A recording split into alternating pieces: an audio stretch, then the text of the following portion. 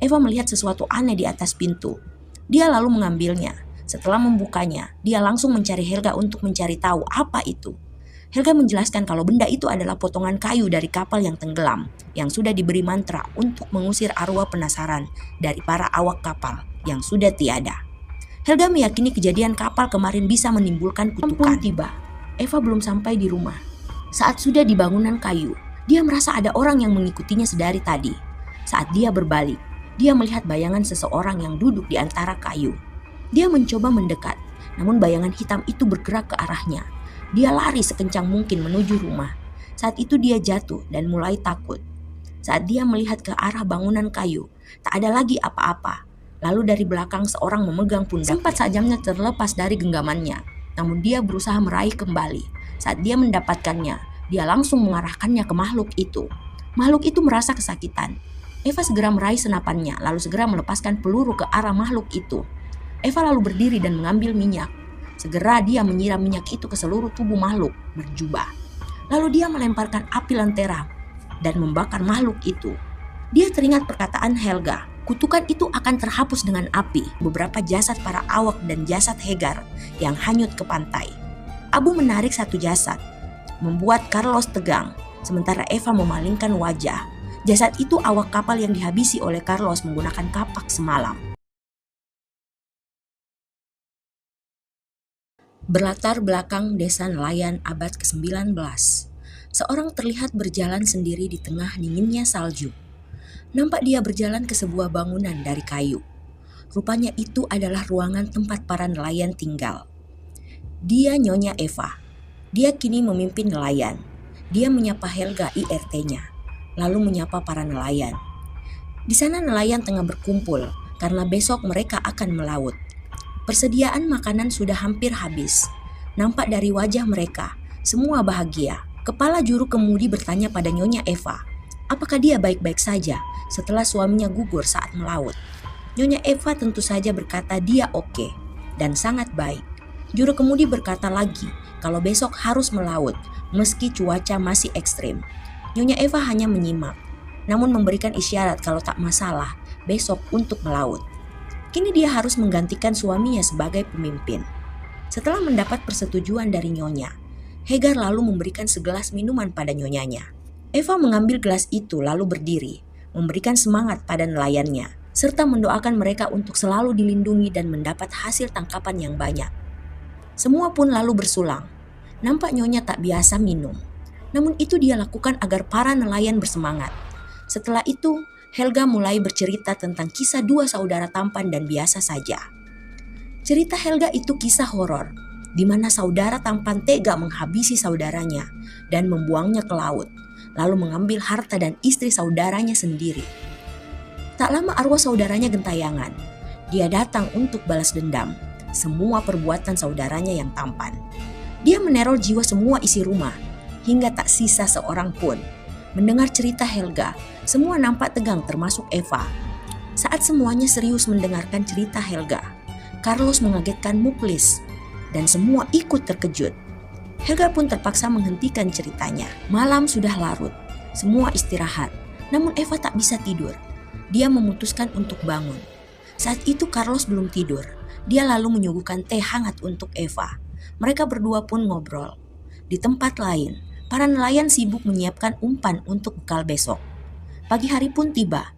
Para nelayan terlihat mendorong kapal ke pantai. Carlos nampak memeriksa kesiapan bekal mereka. Namun Nyonya Eva melihat sesuatu yang mengerikan. Sebuah kapal nelayan lain nyaris tenggelam. Para nelayan yang sibuk belum tahu ada hal buruk terjadi. Saat Nyonya Eva histeris, barulah nelayan mencari tahu. Kapal itu perlahan karam. Nyonya Eva syok melihat kapal itu.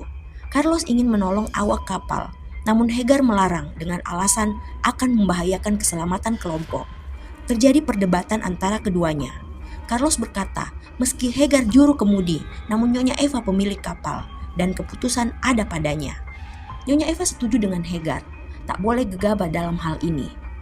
Keselamatan kelompok mereka adalah hal yang utama, dan dia memutuskan hari ini tak usah melaut dulu, karena akan bahaya.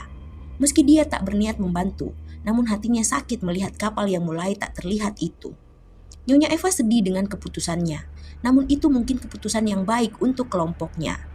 Saat pagi hari, Eva keluar untuk melihat dari kejauhan di mana kapal tenggelam kemarin. Namun saat dia hendak kembali, dia melihat tali tambang asing di pasir. Dia coba untuk mengambil tali itu. Dia terus mencari tahu apa yang ada di ujung tali. Dan saat dia menarik tali itu, ada sebuah drum yang tertimbun kotoran pantai. Dia lalu membawa drum itu pada Hagar, yang isinya adalah daging hewan ternak segar. Hagar menikmati enaknya daging itu. Dia juga berkata, mungkin ada lebih banyak lagi perbekalan yang terapung di tempat kejadian kapal kemarin.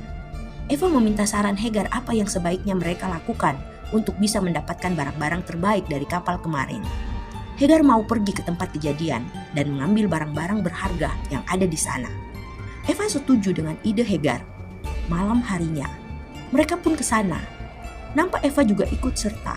Saat terus mengayuh, seorang nelayan melihat kotak kayu terapung. Kapal pun dihentikan dan mulai mencari barang-barang yang terapung. Akhirnya kotak itu berhasil diraih. Namun hal buruk terjadi saat Eva merasa ada sesuatu di balik bebatuan. Saat dia mencoba mencari tahu apa itu, beberapa orang mengagetkannya. Rupanya itu awak kapal yang selamat. Hagar lalu memastikan apa yang dilihat nyonya. Beberapa orang meminta tolong untuk diberi tumpangan. Hagar memerintahkan untuk mendayung dan menjauh dari tempat itu. Namun para awak yang ingin selamat nampak buas. Mereka menyerang kapal nyonya. Para nelayan berusaha mencegah orang-orang itu naik ke kapal. Hagar yang terus menyerang ditarik oleh para awak. Dia jatuh ke air. Nyonya panik. Para nelayan yang lain berusaha menyelamatkan Hagar. Namun Hagar tak terlihat lagi. Dia ditenggelamkan oleh para awak kapal. Tak lama dari itu, Nyonya ditarik oleh seorang awak. Untung Carlos melihat, lalu menghajar awak itu hingga metong. Nyonya selamat, untung saja. Nyonya Eva melihat wajah pucat orang yang menariknya perlahan tenggelam. Para nelayan dan Nyonya kembali ke rumah, tapi tanpa Hagar. Nyonya sangat lelah. Di saat itu anak Hagar dan Muklis beradu mulut. Dia masih tak rela ayahnya gugur tadi. Lalu dia menyalahkan Muklis tak bisa menyelamatkan ayahnya. Nyonya Eva merasa sedih melihat karyawannya. Keesokan harinya, para nelayan dan Nyonya berkumpul dan membuka kotak kayu yang mereka ambil semalam. Rupanya isinya hanya minyak untuk lentera. Semua merasa kecewa karena benda itu mereka harus kehilangan Hagar untuk selamanya. Saat yang sama Eva mengumumkan yang akan menggantikan Hagar adalah Carlos. Setelah itu dia pergi. Saat ngobrol di pinggir pantai, Carlos dan Eva dikejutkan dengan beberapa jasad para awak dan jasad Hagar yang hanyut ke pantai. Abu menarik satu jasad, membuat Carlos tegang, sementara Eva memalingkan wajah.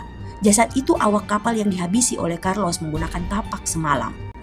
Saat yang sama, Eva menegur anak Hagar yang hendak mengambil jam korban. Eva meminta jam itu dikembalikan.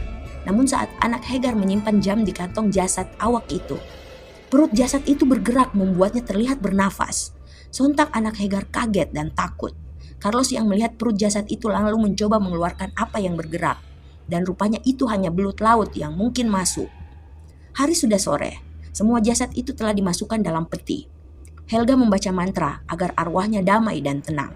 Setelah itu para nelayan pulang. Eva berkata akan tinggal sejenak. Para nelayan lalu melanjutkan jalan. Nampak Eva menatap sejenak makam suaminya. Setelah itu dia memutuskan pulang. Saat berjalan menjauh dari makam, Eva mendengar suara dari peti. Dia kaget dan berbalik. Namun tak ada apa-apa di sana. Dia yang sedikit takut segera pergi dari tempat itu. Malam pun tiba. Eva belum sampai di rumah. Saat sudah di bangunan kayu, dia merasa ada orang yang mengikutinya sedari tadi. Saat dia berbalik, dia melihat bayangan seseorang yang duduk di antara kayu. Dia mencoba mendekat, namun bayangan hitam itu bergerak ke arahnya.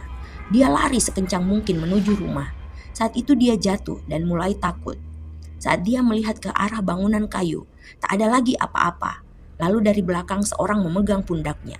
Syukurlah itu Carlos. Dia menenangkan Nyonya dan memberi minum. Setelah itu Eva menceritakan apa yang dilihatnya. Sudah merasa tenang, Carlos menghibur Eva dengan bertanya, bagaimana dulu dia bisa menikah dengan bosnya. Sementara Carlos membersihkan senapan Magnius, Eva lalu menceritakan. Awalnya, Magnius mendekatinya lalu melamarnya dengan cincin dan kompas. Cincin jika lamarannya diterima, dan kompas jika ditolak. Mendengar itu Carlos pun tertawa, merasa bosnya juga bisa bercanda.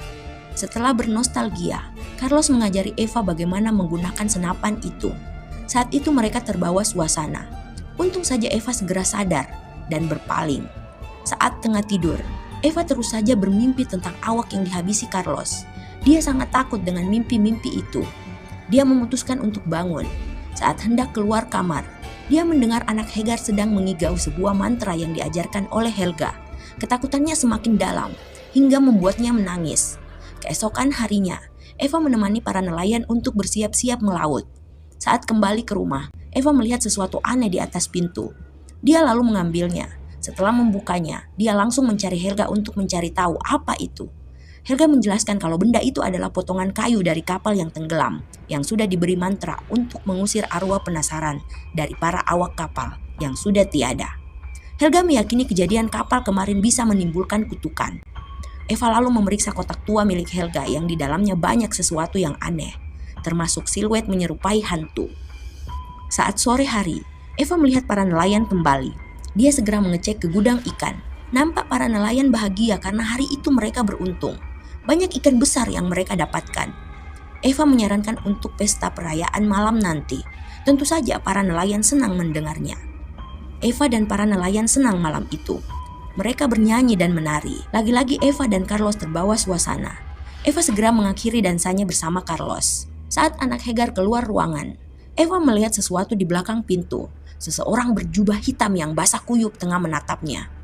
Eva sangat takut. Makhluk berjubah itu nampak mendekatinya. Eva perlahan menjauh. Dia lalu tersadar saat para nelayan memanggilnya karena bingung dengan tingkahnya.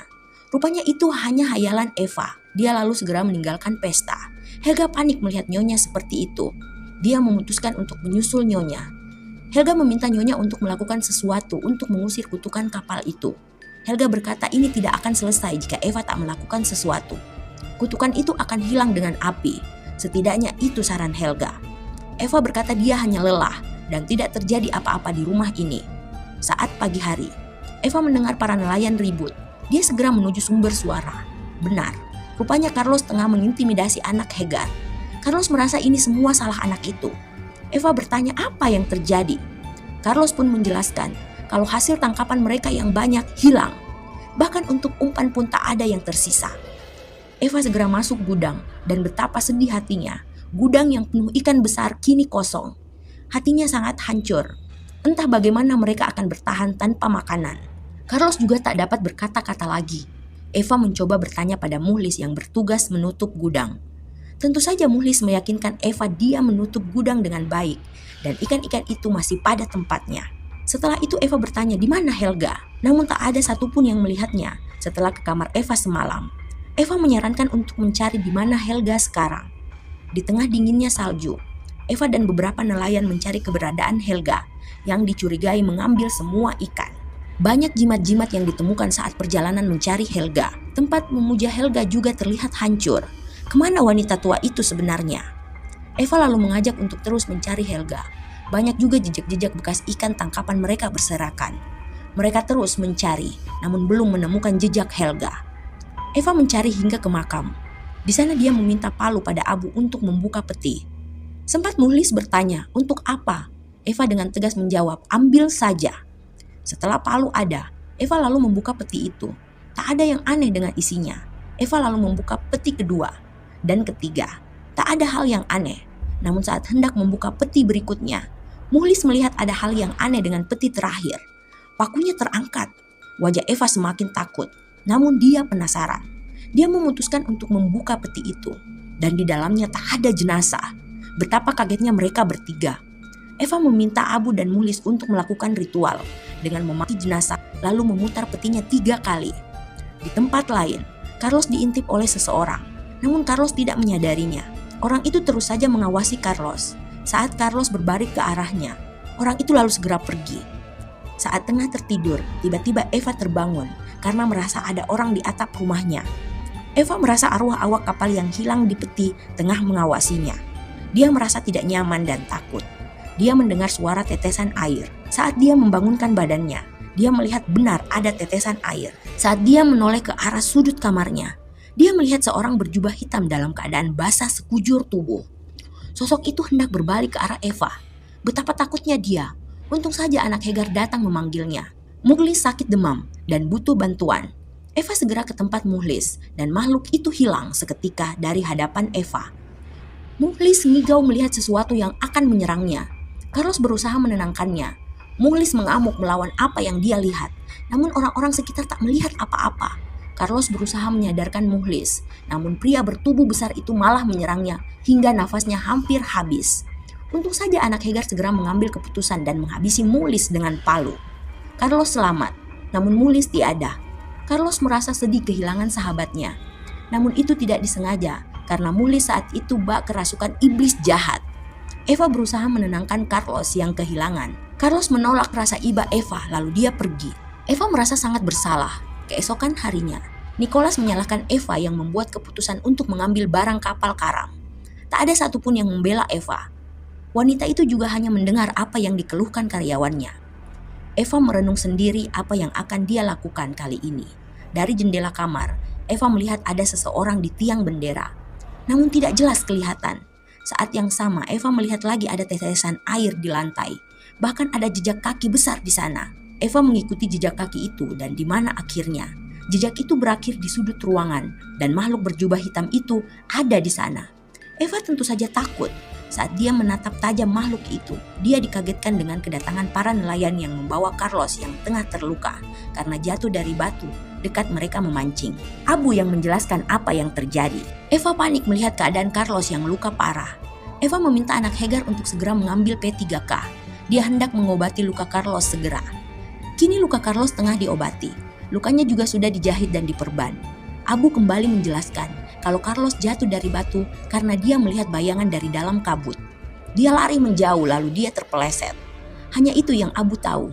Eva hanya mendengarkan dengan hati yang sedih. Abu juga merasa sedih dan sakit hati melihat kondisi Carlos yang lemah dan terluka. Eva terus menemani Carlos. Tanpa dia sadar, di sampingnya banyak titik lampu yang bergerak. Terlebih lagi saat makhluk berjubah muncul di belakangnya. Hari sudah pagi dan Carlos belum sadar juga. Eva memeriksanya dengan hati-hati lalu memeluk Carlos. Eva sangat sedih dengan apa yang terjadi pada Carlos. Setelah itu Eva hendak mengusap Carlos dengan air bersih.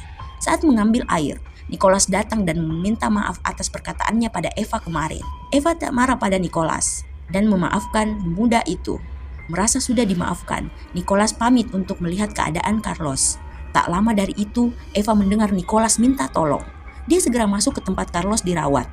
Eva mencari di mana Nicholas. Rupanya dia sudah terbaring lemah di lantai dan Carlos tak ada di ranjangnya. Saat berbalik, Carlos di belakang pintu dengan sajam di tangannya. Dia berjalan ke arah Eva. Eva berusaha menyadarkan Carlos, sembari berkata apa yang Carlos lakukan. Carlos tidak menyerang Eva. Dia malah menghabisi dirinya sendiri. Eva sangat terkejut sekaligus sedih melihat apa yang dilakukan Carlos. Namun Nicholas tidak apa-apa, hanya sedikit terluka. Eva berteriak sekuat-kuatnya meminta tolong. Namun tempat itu jauh dari rumah, jadi Abu dan anak Hegar tak mendengarnya. Eva memutuskan berjalan menuju rumah, namun dia tidak kuasa menahan rasa sedih yang ada di hatinya. Apalagi saat dia melihat tangannya yang penuh dengan daring Carlos. Itu sangat membuatnya terpukul dan hancur. Saat malam tiba, Eva masih merasa sedih. Namun dia harus kuat demi 3 orang nelayan bersamanya. Anak Hegar tak terima dengan keadaan ini. Dia nyaris menghabisi nyawanya. Untung Abu segera mencegahnya. Eva juga berusaha menenangkan anak Hegar. Eva meminta pemuda itu kuat dan bertahan. Dia akan mencari cara untuk menghilangkan kutukan ini. Eva ingin mengunjungi gunung tempat Helga menuntut ilmu. Dia yakin di sana ada sesuatu yang bisa dipakai untuk melawan kutukan ini. Eva akan ke gunung mistis itu. Dia meminta anak Hegar dan Abu menemaninya. Sementara Nicholas berjaga di rumah. Keesokan harinya, mereka bertiga menuju gunung mistis tempat Helga dulu berilmu. Kabut tebal menyelimuti tempat itu, namun ketiganya harus mencari sesuatu untuk menghilangkan kutukan. Eva nampak terpisah dari rombongan. Dia tak bisa melihat apa-apa di dalam kabut itu. Dia berteriak memanggil 2 nelayan, namun tak ada jawaban. Eva tak putus asa, tujuannya bulat, mencari jimat pelepas kutukan. Dia berjalan perlahan menembus kabut tebal. Dia melihat Abu dari kejauhan. Dia berteriak memanggil, namun Abu tak mendengarnya. Abu malah terus melangkah maju, hingga dia tak sadar ada jurang di depannya. Abu terjatuh. Eva yang melihat kejadian itu langsung histeris dan mencari jalan ke bawah untuk memeriksa keadaan Abu.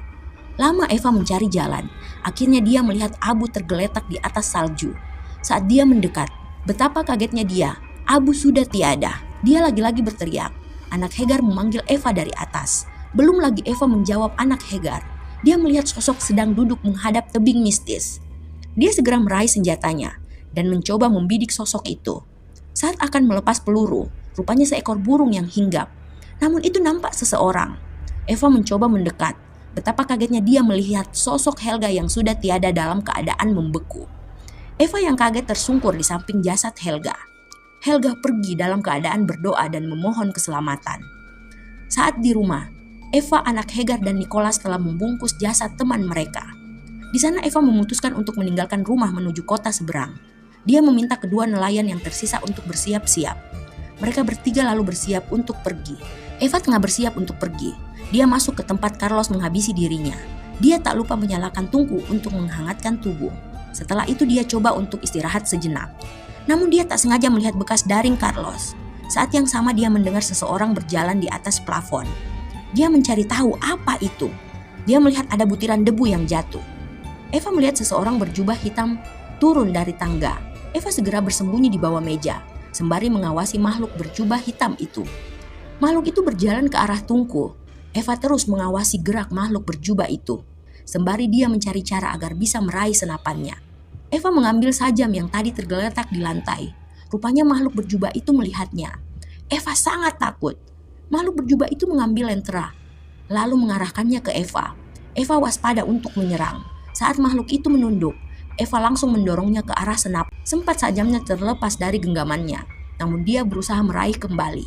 Saat dia mendapatkannya, dia langsung mengarahkannya ke makhluk itu. Makhluk itu merasa kesakitan. Eva segera meraih senapannya, lalu segera melepaskan peluru ke arah makhluk itu. Eva lalu berdiri dan mengambil minyak. Segera dia menyiram minyak itu ke seluruh tubuh makhluk berjubah. Lalu dia melemparkan api lentera dan membakar makhluk itu. Dia teringat perkataan Helga, kutukan itu akan terhapus dengan api. Merasa aman, Eva segera keluar dari ruangan itu dan berusaha lari secepat mungkin menjauh dari rumah yang terbakar. Tak lama dari itu, kedua nelayan yang baru datang dari menyiapkan kapal bertanya pada Eva apa yang terjadi. Eva hanya menjawab, api akan menghapus kutukan.